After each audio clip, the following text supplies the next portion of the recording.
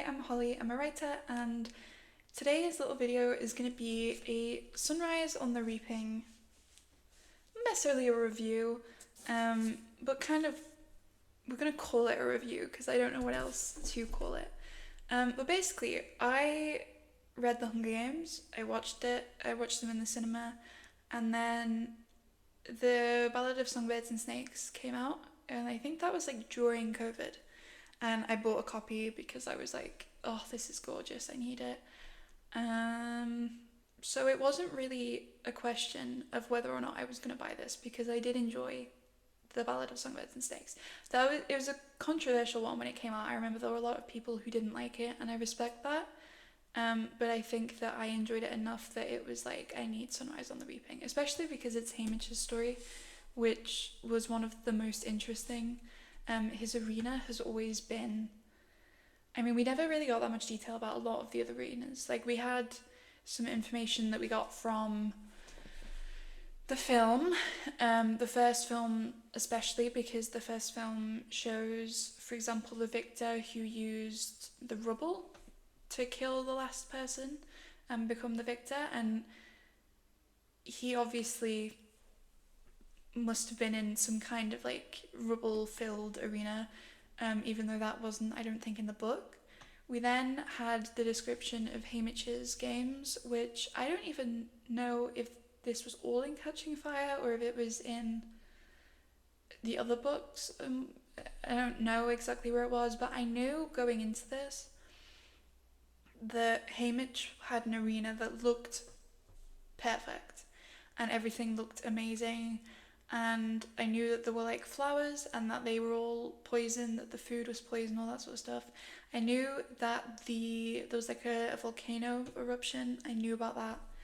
And I knew, obviously, I think the very key detail from his games is that there was like a cliff with a sheer drop, and at the bottom of it there was a force field, because that's how he won, was that the axe bounced up and his, insides were coming outside because he had massive injuries, and yet the axe bounced off the back of the force field and just killed the other person, and he won and he was saved.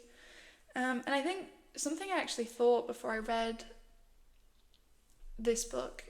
So going into it, I think it's important to know that that was what I knew, but I obviously knew the context from the other books and the films. I haven't actually seen the Ballad of Songbirds and Snakes film because I just, for some reason, didn't have any interest in watching the film.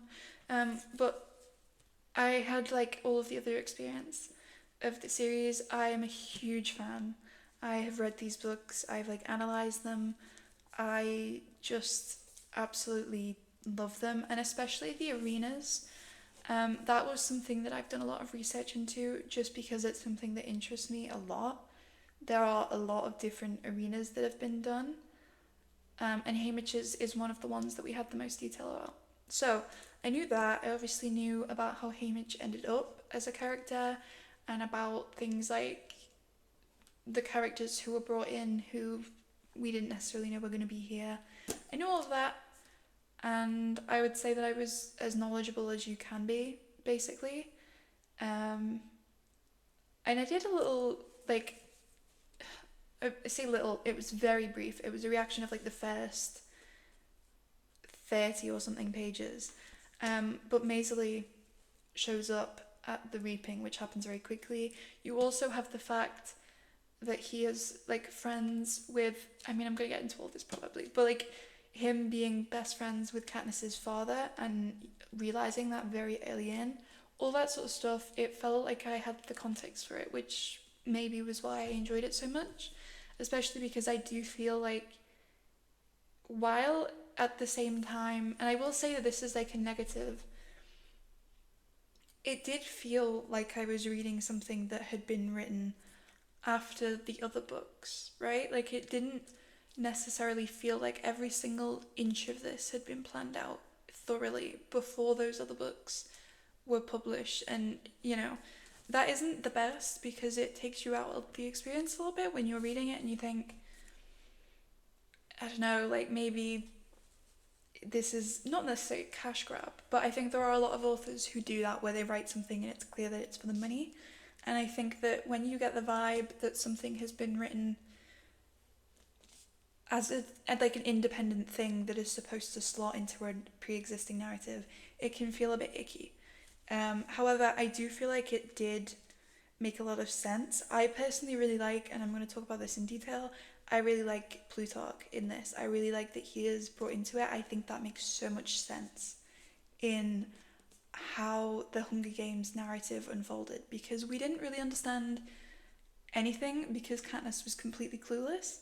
And I think having this perspective of not even like that time period, but of the things that led up to that, it really gives the context that I like wanted to know more about, because I actually like, it's specifically the other victors that have always intrigued me so much, like the other districts, all of this stuff that we don't know about, because there is so much going on. And I think like you hear in, I think, Mockingjay, or maybe even Catching Fire, that like there is stuff going on in other districts with rebellions and uprisings and peacekeepers shutting it down, and that is one of the reasons why, I think it's in Catching Fire, I think that that's one of the reasons why in District 12 there is an increased peacekeeper activity, and why the bad peacekeepers, bad ones being like lenient ones, are replaced with the stricter, more capital allied ones, because there is rebellion happening. Like, this isn't just Katniss, you've made people feel like they could rebel, it's that there is actually stuff going on. And it's interesting to see that the reason why that sort of stuff is happening is because there are a lot of people who already feel that way years before. And while we already kind of knew that, I think seeing the mechanisms that they've used to rebel before Katniss is really interesting. So I have some notes because I wrote down, literally after I finished this book, I sat and just cried. I was sobbing for the last like 100 pages of this book. And that's the thing, like I can understand the criticism of it as like something that was very clearly, in my opinion, written after the fact. However, I really enjoyed it, and I thought it was a really depressing book that was very on theme. And so I cried, and then when I sort of collected my brain enough, I mentioned a bunch of things in my notes that I think I should talk about. So, I don't have any quotes because I was reading it. I wasn't going to stop every 5 seconds to make note of pages and, but I do have a bunch of notes, and there is a fair few. So basically, I've already talked about what we knew about his games going in. We knew that Maisley was going to be in them, who was the twin of one of the people that Katniss's mother was friends with from like the richer part of District 12. We knew that she died, which isn't specifically like a spoiler because it's the Hunger Games, and until Katniss and Peeta, there was only ever one victor. So we knew that it was going to be Haymitch who was going to win. We knew that Maisley was going in. We knew about the force field thing, what is it called? The barrier. I never know what it's called. So you're going to hear me call it a lot of different things whenever the word just pops into my brain of what I'm going to call it next.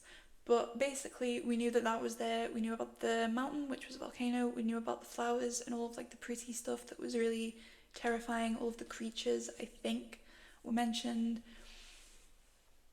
Basically, the way that I have always imagined this was like a really scary version of what I imagined the meadow to be like in District 12.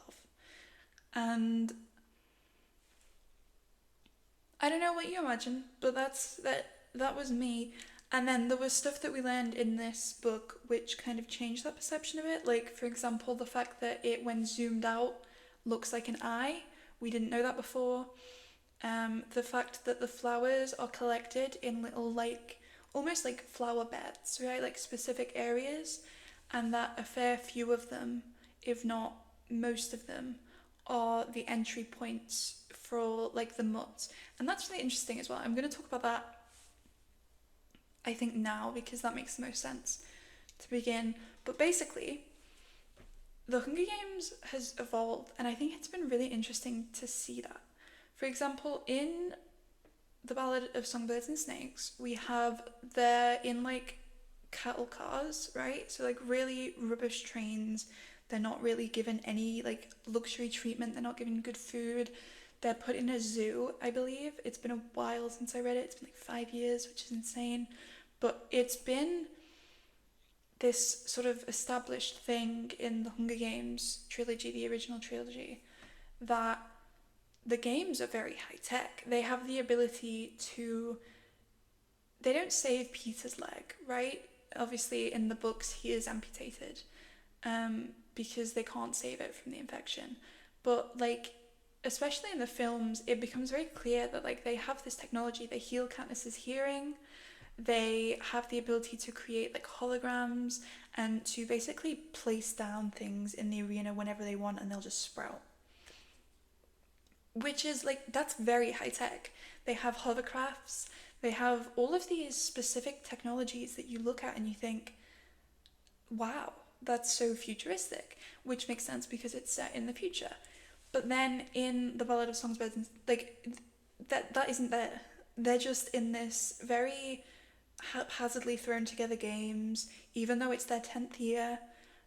It's mentioned that it still was a few years after that they, like around the 20th, I think maybe it's mentioned in this book, that the games that we started to know became more apparent, where they had more of the good treatment of the tributes, where the arenas started to be different every time, and you basically have what we come to know of it as like this huge show. Like, it isn't just a punishment, it is a show, and it's put on for value, and you know, the betting really becomes a big thing. You have the sponsors who can send in stuff. You know, it's about making these tributes people to bet on. It's about making these tributes feel like they're, you know, living it up before they're sent to their deaths. They really slowly progressed to that, and I think it's quite interesting to see that progression, because it seems like something that at the very beginning you would assume happened quite quickly, and then in that book, Ballad of Songbirds and Snakes, you find out that actually they're still dealing with the after effects of the war, and that Snow especially is affected by it, which makes sense why he's so ruthless in keeping hold of his power. It's not excusable, but it makes sense that he had to lose a lot of the respect that his family name had by selling all of his like furniture and all of the heirlooms and stuff just to stay living and eat basic food. And then he becomes president, and he has the ability to punish not just the district that he blames the most, because they are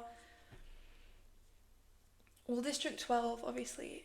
I think it's not a coincidence that it was District 13 that was destroyed, right? Like, it's not a coincidence that they're very numerically close to 12. It's not a coincidence that it was District 12 that Katniss came from, that Haymitch came from, and then Lucy Gray. Like, you know, he hated District 12 basically from the beginning. And so it makes sense when you have that context. And then you see him in this, and he's more like the Snow that we come to know, where he's poisoning people. He is poisoning himself and then taking the antidote. And we see in this book, actually, I don't even know if I put this in my notes, which is ridiculous. Yes, I haven't put it in. That is crazy. I've mentioned every other instance of like poison, but not that one. Okay, basically, President Snow poisons himself, and Finnick mentions this outright. I think it's in Mockingjay when they go on a mission into the capital, and Finnick is talking about what he knows, the deet, the debt that he has on, and Finnick is basically talking in Mockingjay while they go on this little trip to the capital to get like Peter and the others back, and he's talking about all of the stuff that he knows about President Snow. I think to distract them. Is that when that happens, or is that when she's talking to him? It's, I don't know. I haven't seen the third one and the fourth one, and I haven't read them yet. I reread Catching Fire a few years ago, and it feels like it was only a few months ago. But I didn't get around to reading Mockingjay because I was trying to read other stuff, which, worked out really well because now I don't know. But Finnick at some point definitely talks about how he knows that President Snow poisons himself to poison other people and then takes an antidote for it. That's why he is coughing up blood and stuff, and that's he's slowly killing him because you can't take that much poison even with the antidote and have no negative consequences. So Haymitch sees him suffering from that, and it is very heavily it's not set out right when it happens that that's what's happening, but he doesn't hide it. He's like, well, I didn't get it as bad as this guy did.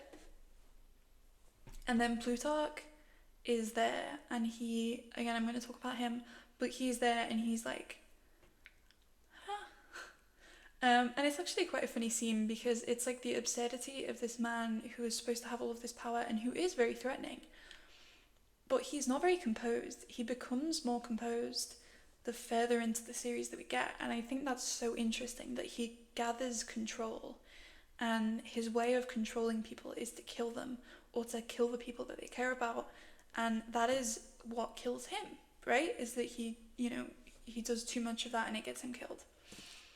Not even because he is murdered, he dies from his own poison, and he knows that. He knows that that's coming at the end, and it really is quite interesting to see Plutarch be openly disapproved. He talks to Haymitch and gives him clues about how to rebel in the arena, which is interesting because he then becomes the head game maker, and it's interesting to see that Snow clearly trusts him enough that he is in Plutarch's house when he talks to Haymitch and threatens him and his family and his friends and the woman that he loves. And so you have that relationship where Plutarch, and I really like in the film, because the books, Katniss is the one whose perspective we see, so we don't see a lot of this. We don't see, and I'm going to talk about this properly, Haymitch, for example, in the first film, there is a scene where he goes to sponsors and he is persuading them to give sponsors to Katniss when she's been burned and she's really miserable in a tree. And then he ends up sending her medicine for the wounds that she has. That is something that we don't see in the book because we see it from her perspective and she's in the games.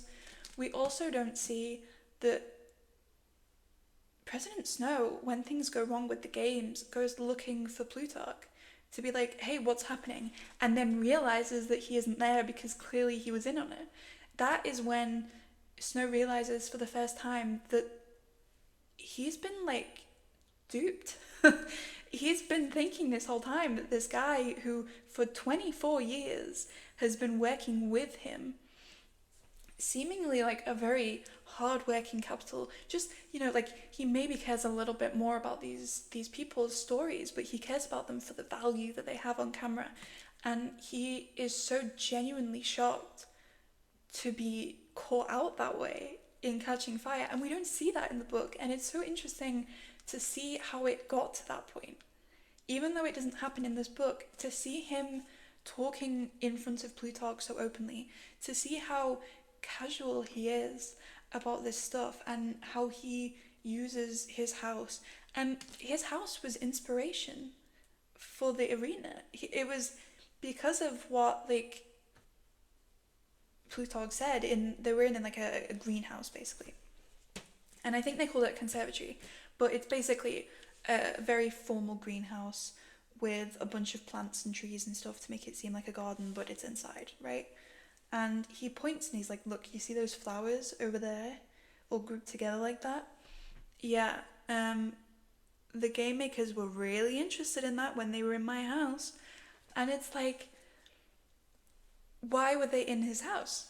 Clearly, he is a trusted guy. And I think it's interesting to see that he didn't just show up out of nowhere, which is what it seems like when, you know, you're reading Catching Fire. Like, who is this guy who's all of a sudden being really suggestive to Katniss and showing her his pocket watch and stuff, you know, like who? And we really get more of him. We also, I'm gonna, I think, talk about Plutarch more. I mentioned basically, okay, very helpful. The only note I have is Plutarch, which is fantastic. But basically, at the very end of the book, it's literally within the last like 50 pages or something, I think. Haymitch has won the games. He is in District 11 on his victory tour, and he is taken by Plutarch up into the town hall attic and he is told in this attic there are no cameras, and they talk about the rebellion and how, you know, Haymitch is like, I failed, why would you want me working with you on this? Clearly I'm bad luck, like I'm terrible, I'm just gonna get you all killed. Basically being, I mean, I'm gonna go into a whole thing about him and his emotional state and the trauma that he has, but he is like at that point desperately just trying not to get more people hurt on his own account. Like, he is trying not to get other people injured or killed because of his actions. And then Plutarch says to him, and I'm going to try and find the exact quote, but he says that when Haymitch basically says, I don't think you want someone like me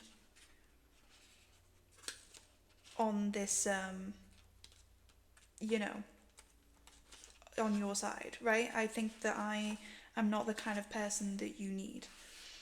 And then, yeah, so, but I do know you need someone different from me. And then Plutarch says to him, no, Haymitch, we need someone exactly like you. And he says, just luckier, or with better timing, having an army at their back wouldn't hurt.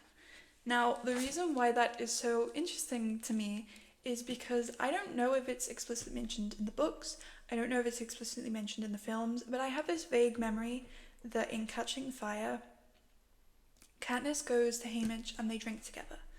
And I think either someone directly says, like, oh, you're turning more and more into Haymitch every day, like you're just two peas in a pod kind of thing, or it's just very heavily implied. And there are so many people who have made edits about Katniss and Haymitch and how alike they are and how they're like father and daughter basically.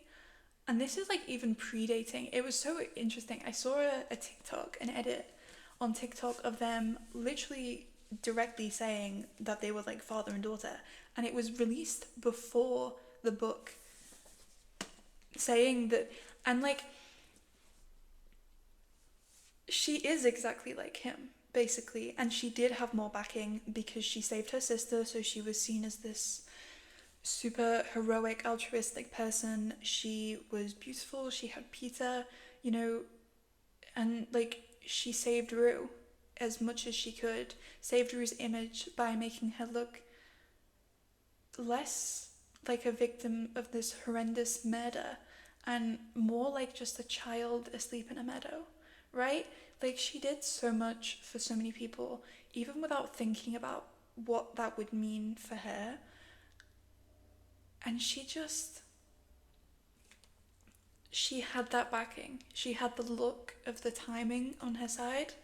In a lot of ways, obviously, she was unlucky, but you can very much see, like, with this book and with them specifically saying that they want this rebellion to happen and that it may not have happened this time, but they're not going to give up.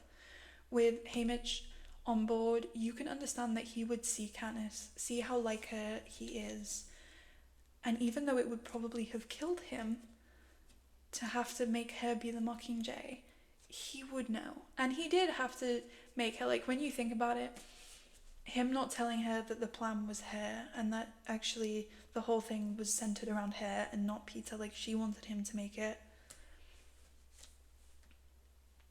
you know, he did betray her in that way, and it wasn't something that he took pleasure in doing. It was something that he did because he kind of had to. And I think it's really important looking at that to see that actually he was doing that because this was the way that he did the thing that he failed to do, to take down the games for good, that it was for the greater good. The same way that with like Plutarch, you can very much argue that he's not a good person, that he sacrifices people when it's unnecessary. I get that. But also, for the many, the suffering of the few is something that you sometimes just have to experience, you know? I then think that there was, while we're on the Katniss situation, Katniss is the daughter of his best friend, who he pushed away because he didn't want him to be killed. He had to watch that girl be born and his like best friend be very proud of her. He watched his best friend die and that girl grow up on her own, like basically just as her father. She was her father's daughter.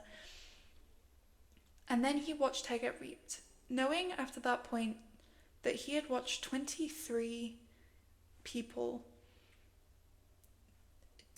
lots of people die on his watch from District 12. And she not only gets reaped, she gets reaped because, well, she doesn't like get reaped.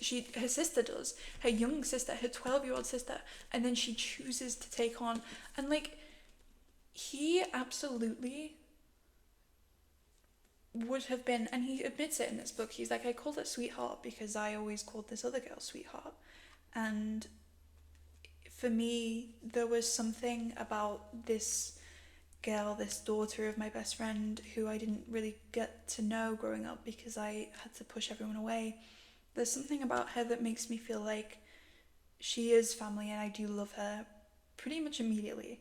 And it turns the whole thing around where he isn't being sarcastic, he's not trying to irritate her by calling her sweetheart, he's calling her that because he cares about her, and he is being the way that he is because he doesn't want her to die. And then that puts like his whole attitude into this new perspective that is insane.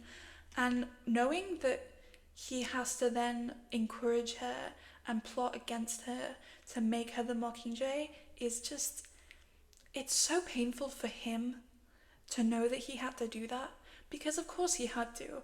And him then pulling Katniss and Peter into the same attic in District 11 that Plutarch pulled him into to talk to them about the seriousness of what they are going through in a safe space that he knew, because he had the exact conversation where he would later realize that, yeah, Katniss is the right one because of how much she's like me. Like, I can't express this enough. That is insane, right? It's the storytelling. And that's why, like, I don't care if this was something that was thought up entirely after the original series and entirely after, you know, the Snow origin. Like, I don't care. I don't care. Because it just... Haymitch is a character who is supposed to be this very gruff, he's caustic. He's this guy who doesn't really care about people. He is just this alcoholic who no one really likes. And then this book says, you know how you liked him by the end of those books? Because he showed that he could be really caring, and how actually he had really good reason for being rude and whatnot to people, and trying not to care about these tributes who are likely gonna die. Well, actually it's worse than that. Actually, it's way worse than that. You know how he almost died in his games in a really traumatic way, and how he literally survived on like the most whim-based thing that could have happened, you know? Like, basically the luck that axe got thrown and fell into the thing and then bounced back and happened to it. Like, you knew that going into this book, and yet you somehow are still in like horrified awe watching the stuff that happens in this book, and it is crazy to see it. And I think I need to move on because otherwise I'm going to spend about a year talking about this book. But I think the Plutarch telling him that he is exactly who they need, that is crazy, especially when you consider the whole Katniss element of that. I think it's really interesting that we learn why he sleeps with a knife, which I'm pretty sure we see in The Hunger Games. I remember him holding a knife. Knowing that he does that because he's afraid that he's going to be hunted because Snow implied that he was going to kill him. That's crazy. Also, the fact that he drinks a lot, which we obviously understand why to begin with, but the fact that he drinks a lot, after saying at the beginning of this book, I almost cried within the first 10 pages, because he explains very early in this book, the first chapter, that he works for a person who makes alcohol illegally, who distills alcohol to sell on the black market, right? And he mentions that he gets a bottle of this for his birthday, Reaping Day, and how he's not really a big drinker, he's not a fan of it. And then he becomes an alcoholic. That is, it's the pain of that, for him to go so far and for him to be pushed into that addiction. And he mentions that he doesn't need it anymore at the end because he's done what he needed to do. He has brought down the games. That was the main purpose of his whole thing. The main source of his trauma was that this was still going on, that he was watching people die unnecessarily all the time. He mentions that it's habit then. He's so used to drinking all the time that he just keeps doing it. And it is very heavily stated that he is gonna die young because of liver problems. Which is awful. And it's fine because, and look, I kind of like the idea of Effie and Haymitch as a couple. It is a thing. It did feel kind of weird reading this because Effie is an adult and Haymitch is only 16. But also I still think that their story in the books and the way that people sort of portray it is them having feeling, especially because the way that it's acted in the films, right? There is an insinuation that could be a thing. I have always been a fan of that. I think it's quite a fun idea. They're, opposites attract sort of thing, and that she could make him better, he could make her better in the ways that they need it. I do, however, appreciate that in the book it's very heavily stated that he never moved on, and therefore he's kind of looking forward to potentially meeting up with the love of his life again. And I respect that, but I still think it's very sad. We then have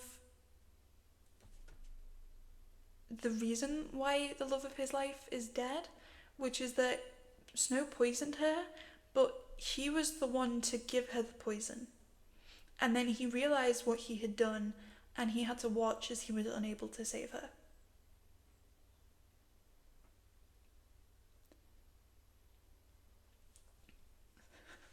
That I can't, I can't, I'm not going to say too much about that because I feel it says basically everything on its own. I also think that it is kind of driven home in the book. It's he mentions how he in his dreams feeds her it, and he knows by the end of the dream that he shouldn't have, but every time he does it, and it's repetition of this idea as well as the repetition of this song poem, and it oh my god, the fact that he was the one to feed her this poison that kills her, that's even worse, because him acting out against the president even though he had been told not to and that people would be hurt, that's one thing. For him to actually be the one to directly cause her to die by not thinking to check the sweets, it's not his fault, I'm not blaming, I feel the way that I'm wording it makes it sound like I'm blaming him. I'm not. I just think that, from his perspective, it is the worst thing that could happen, and it's his fault. And that is it's the same thing with Katniss and how, she consistently thinks about all of these people who've gotten hurt because of her, who've been killed because of her, and she feels that, and she will never get over that. And it's very much a thing in the books that she's like, maybe one day it won't hurt so much, maybe one day it won't be as bad, but for now I still have nightmares about it, and I still need Peter because without him they would take me. Like, it is very much this theme amongst all of the tributes, and I think it is especially harrowing for Haymitch because he is the one to give the poison to her. Like, he puts it in her mouth. It feels even worse. Like, you have to imagine from his perspective that would be awful. You then have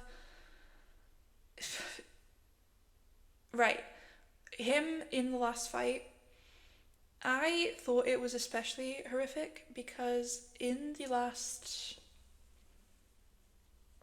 I'm gonna say 100 or so pages, he is with Welly, who is, I believe, a very young, not sure exactly how young, but a very young, small tribute, who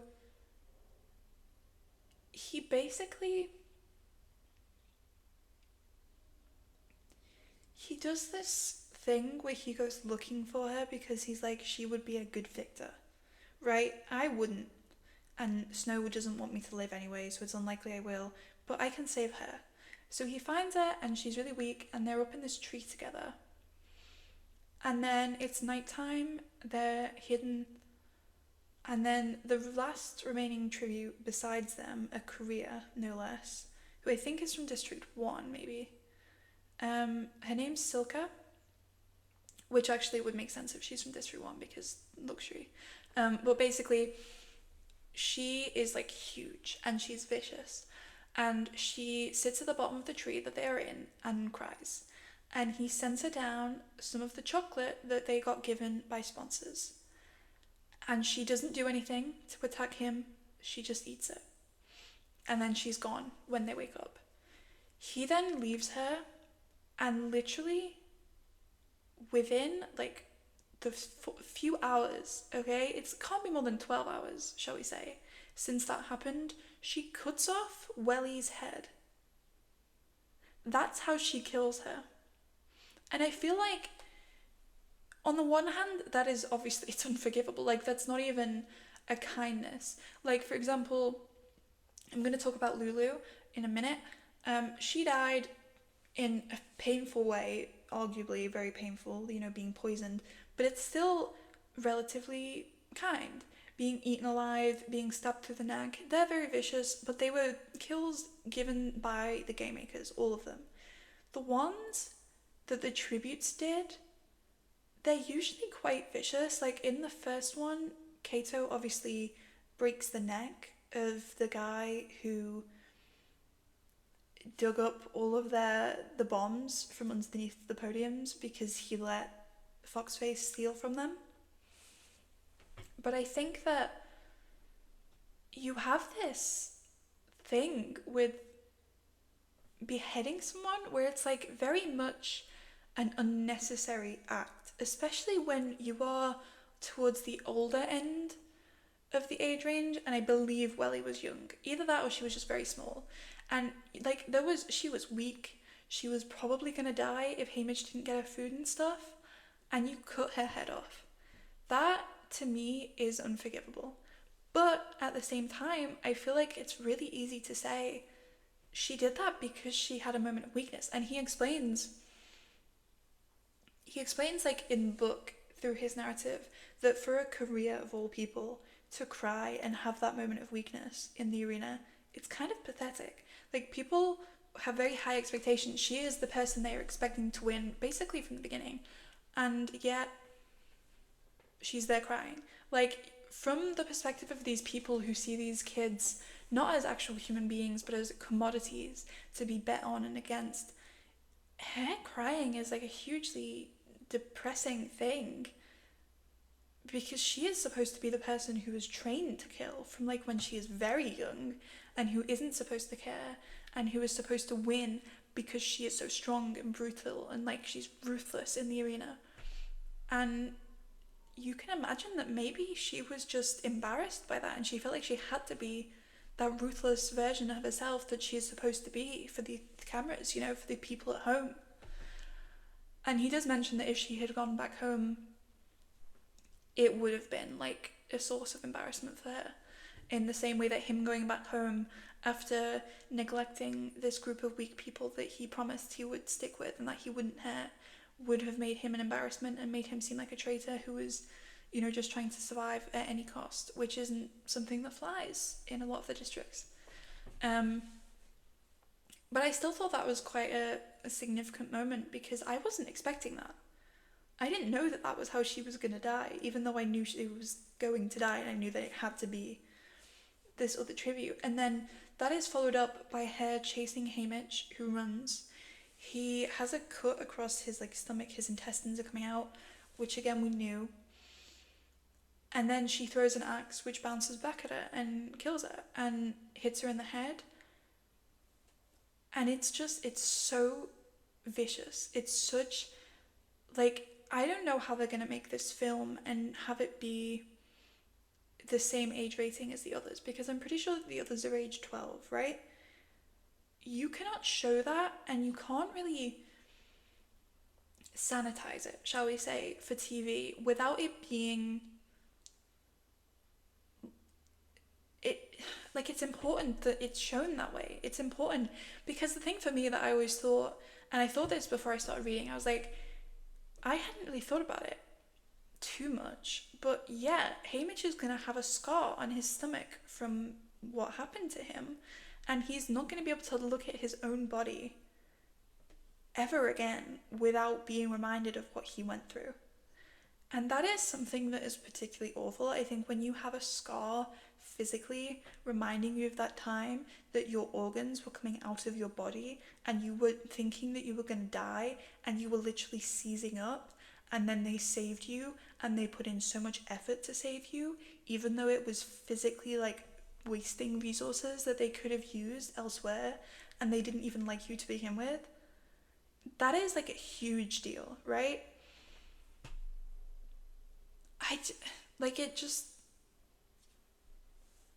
I don't know, it seeing that play out, it was just way more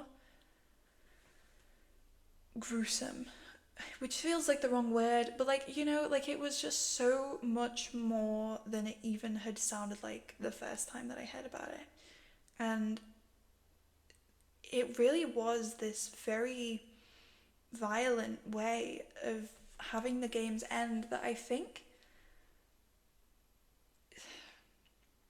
like, the whole plot is that he's trying to disrupt the games and he kind of succeeds, but not enough. And he throws a bomb to try and destroy the arena as like a last ditch attempt to break the force field, and it's like he's failed. You know, like his last act of resistance was supposed to be that there were no victors in these games. But they saved him.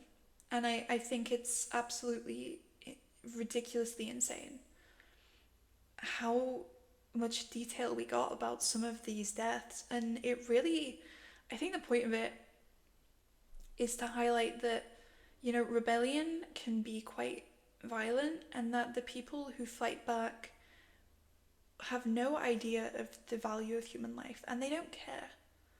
And it's important to acknowledge that, because there are a lot of places in the world right now where the value of human life is being reduced by the people who have the power to harm people. And they are harming people. And I don't think it's a coincidence, personally, that this book and the last book came out like during the time when Trump was at his most influential. I don't think that that's a coincidence, personally, at all. I think that it is a very significant story to be told right now, and the way that it was told and the way it didn't hold back, some of the things left me horrified in a way that even the other Hunger Games books didn't, because the death is very much more violent and blood heavy. Like, it isn't like a clean death. It isn't like, oh, this person had their neck broken. This isn't, you know, a stabbing and, someone drowning or something. This is like people are being murdered, and most of the people who die in this book are either killed by things that the game makers do, by mutts, they're killed by like the arena itself, or they are the careers who represent the people who are taking part in this regime and who are, standing in the way of the good people who are fighting for that, resisting this. And I think that it's not a coincidence either. Like, the way that the people in this book die, the level of violence and graphic detail and the sort of imagery in this book compared to other books, the idea of everything seeming beautiful and perfect, and that being the arena that she chose to write about right now, none of that is a coincidence. It is all completely purposeful, and I believe genuinely that the way that people die in this book is something that should be analysed by people who have more time and brains than I do, because I may be a lit student, but I don't think I have the ability to read and analyse this as properly as some actual like people who are aware of social justice and like war and whatnot could. And I would love to read about that, honestly, or see a really in deep sort of super depth heavy I would love to read a really in-depth, super heavy on the analysis video about specifically this book in relation to what it represents in this world that we are in. I also think, very briefly, I'm going to mention BT's son. He is the one who gets eaten alive, claimed to the bone by these mutts, which is crazy because I couldn't remember if we even knew that he had a son. But the fact that he has a son and that he was used because BT tried to rebel, I think that's really interesting. Again, it makes sense then why he would get so readily involved, despite the fact that he's old, because he had already lost a lot and he was willing to do anything to stop other people from losing stuff as much as he was willing to just try and end this for himself, I think. And his son died in a very awful way, which Haymitch again blames himself for a lot. I think Mags is injured. I think it's implied that this is why she stopped speaking, because she doesn't speak in the films, at least, maybe even the books. I can't remember, but she speaks in this book, in Sunrise, and I think it is, it's implied perhaps that is what happened, because while Haymitch is the main one to get punished, BT we don't see any direct punishment for, but Mags and Wirus are the mentors assigned to District 12, and they are both punished for what Haymitch does. They are punished because he goes into the arena with certain things that he ends up using to cause mischief. I think that's when Wirus is like implied to have her mind messed with, because she is very heavily implied to be mentally unstable. I don't know if that's the right way of saying that, but like I always thought that it was the same way that Annie was, with the fact that she experienced so much during these games that she was unable to survive afterwards the same way, and that she kind of lost her ability to think coherently and express herself. But she is pretty normal. She is like a 1 year victor, which is also really interesting. We learn a lot about her arena. We learn a lot about her. She teaches Haymitch about how you can use the arena to its your advantage, right? And he does that with the force field and the axe. And I thought that was so interesting. But also the fact that you have this person who is completely coherent, she is able to speak and be very intelligent and thoughtful, and then at the end of it you have Mags who's in a wheelchair, and you have Wirus who's just been clearly like she's not herself. And the fact that they both are impacted by this specifically, like in this book as a result of the sort of consequences of their actions, basically.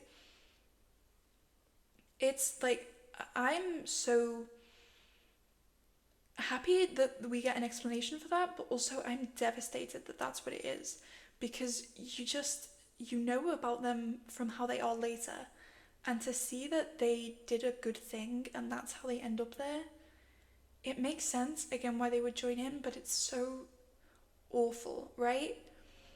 You then, I think it is worth mentioning, have Effie. She's there. She shows sympathy, but is also very clearly like the way that she is before, where she's very like believing in the capitalist propaganda. I think that's worth mentioning. I'm not going to talk about it too much, but I do think it's kind of sweet that she says that she understands the kind of person Haymitch is, because it makes sense then when she comes to have empathy for Katniss and Peter, and also the fact that she gets the job basically in this book, at the end of the book, and I think it's nice to see that, but also I don't think that it's worth going into too much detail about that, because the majority of her story happens later when she comes to realize that, yeah, this isn't good for the people. What else? Okay, the other District 12 people. And this is the last thing that I'm going to talk about, so I don't know how long I've been talking, but basically, there is Maisie, who we knew, and we see her die, which we didn't know before. We see more of her personality. That's fun. I mean, it's not, but like, it's, you know, it's nice to know. And then we have Luella. Luella is the person that he calls sweetheart, the person who he then calls Katniss sweetheart, because he finally feels like this is someone who he can call sweetheart. The only two people that he can ever call sweetheart. And she is a child. She is a very young child, and she dies almost immediately. She dies in the parade that they do with the chariots, because there is chaos, and he is made to, you know, basically bow down to President Snow, because he takes Luella's body and puts it in front of him and stares at him as if to say, look at what you did. Look at what you did to this child. You know, face up to it. And then what happens is Luella is replaced in the games to cover up this whole nightmare that's happened with the parade with a look-alike who is being drugged and has an implant in her ear to tell her what to say and do. And they have to pretend that it is this person that came with them. And he knew this person. This was his neighbor who he knew and loved and cared for. Like the only person that he wanted to be allied with in the first place. And he is forced to pretend, and then he actually comes to realize, like, you know what, I didn't like you at first, but you are just an innocent person from District 11 who has no understanding of what's happening and what horror she's going through. And in a way that's good, but it also gets her killed, because she goes looking for Haymitch, and then she sniffs in the pollen and dies, and he just has to watch as she, you know, it's too late, he can't do anything. And that is horrific. That is genuinely like the most sadistic thing that I think they have done. I think that is worse, actually, because like as well, it's stated outright, like her family is gonna know. You know, her family is gonna see that and be like, that's not my daughter. But it's everyone else, and they have to pretend that it's her daughter. And even the other tributes, like, who the hell is this? What is she? Why is she like that? Why is she knowing this stuff from our district when she's supposed to be from 12? And it's like, the whole thing is just so messed up. And it's, in my opinion, worse than the Jabberjays shouting out the names of the tributes in the sort of second, like, film in the original trilogy, in the third Quarter Quell, in the voices of the people that they care about, so that they think for a second. And even when they don't think, when they know that it isn't, that it's just the beds, that they're not actually, their friends and family aren't actually being tortured, probably. Which Finnick himself says, he's like, where do you think they got the voices? And then Annie is one of the people who gets kidnapped and taken to the capital and imprisoned. So I think that is awful, and it's traumatic for them because they're hearing these people screaming in pain that they love for an hour. But like, it's not worse than having to pretend for days that this person is someone else, that this person that you've never met before is a person that you loved, and that they didn't die when they did. And it's like horrific. And then the bodies, he is sent back to District 12, and their bodies haven't been sent back yet, and they clearly haven't been taken care of, and their coffins reek. And then he gets home and his parents, his mum, his brother, they're dead. They've burned in a house fire. So he has no family. And then his girlfriend dies because he feeds the thing, blah, blah, blah, before he realizes, like, it is horrific from start to finish. And I think that that is my main summary, is that this book is horrific. It made me cry a lot. I have cried since thinking about it.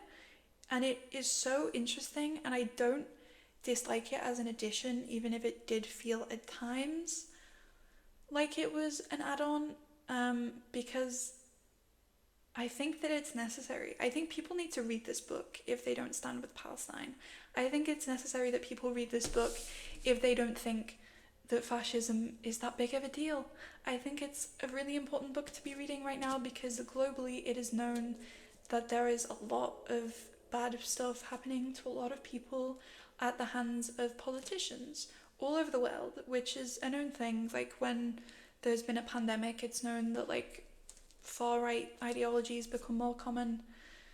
You know, it's not unusual, but it isn't something that we should allow. And I think this book, which shows them at the like height of the power of the capital in many ways, you know, the capital are really twisting the narrative a lot in this book.